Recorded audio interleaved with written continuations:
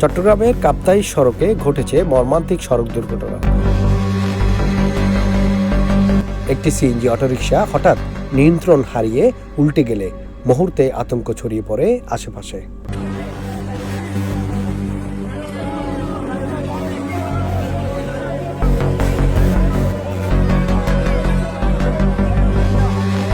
দুর্ঘটনায় এক নারী সহ ৩ জন গুরুতর আহত হন। স্থানীয়রা এগিয়ে এসে দ্রুত আহতদের উদ্ধার করে চট্টগ্রাম মেডিকেল কলেজ হাসপাতালে পাঠান। প্রায় সড়কে এভাবে ঘটছে দুর্ঘটনা, আহত হচ্ছে নিরীহ মানুষ, ভেঙে যাচ্ছে বহু পরিবারের স্বপ্ন। সচেতনতা আর সতর্কতাই পারে এসব দুর্ঘটনা কমাতে।